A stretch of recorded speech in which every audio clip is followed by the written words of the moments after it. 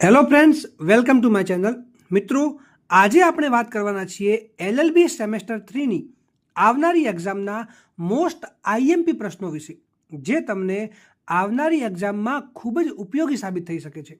તો વિડીયોને એન્ડ સુધી જોવો, અને જો તમે મારી ચેનલ પર નવા છો તો ચેનલને સબસ્ક્રાઇબ કરવાનું ના ભૂલતા.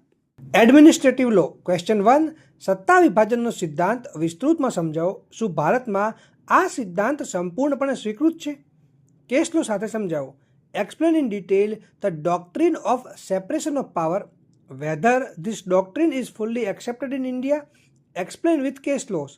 ક્વેશ્ચન 2. વહીવટી કાનૂનનું સ્વરૂપ અને કાર્યક્ષેત્ર સમજાવો. ભારતમાં તેનો થયેલ વિકાસ દર્શાવો. Explain the nature and scope of administrative law. Mention its development in India. Question 3. પ્રત્યાયુક્ત વિધિ વિધાનનો અર્થ સમજાવો અને તેના પરના વિવિધ નિયંત્રણો કેસ લો સહિત સમજાવો. Explain the meaning of delegated legislation and different kinds of control on it with decided cases. Question 4. રીટના પ્રકારોની વિગતવાર ચર્ચા કરો. Discuss in detail the kinds of writs. Question 5. વહીવટી ન્યાયપંચોની લાક્ષણિકતાઓ અને તેના પ્રકારો અને તેના વિકાસને લગતા કારણો જણાવો. Explain the characteristics and kinds of administrative tribunals. Give reasons for its growth. Question 6.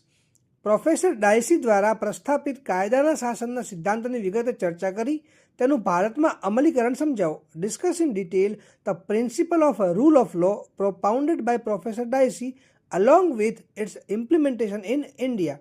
Question 7. ટૂંક નોંધ લખો. Write short notes. A. Lokpal અને લોકાયુક્ત. બી. રાજ્યની અપકૃત્યજનક જવાબદારીઓ, tortious liabilities of the state. C.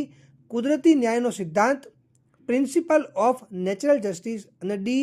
જાહેર નિગમો એટલે કે પબ્લિક કોર્પોરેશન. મિત્રો, જો તમને કોઈ બીજો પ્રશ્ન હોય તો તમે કમેન્ટ સેક્શનમાં મને પૂછી શકો છો, અને આ વિડીયોને લાઈક કરો, વધારેમાં વધારે શેર કરો, અને મારી ચેનલને સબસ્ક્રાઈબ કરવાનું ના ભૂલતા.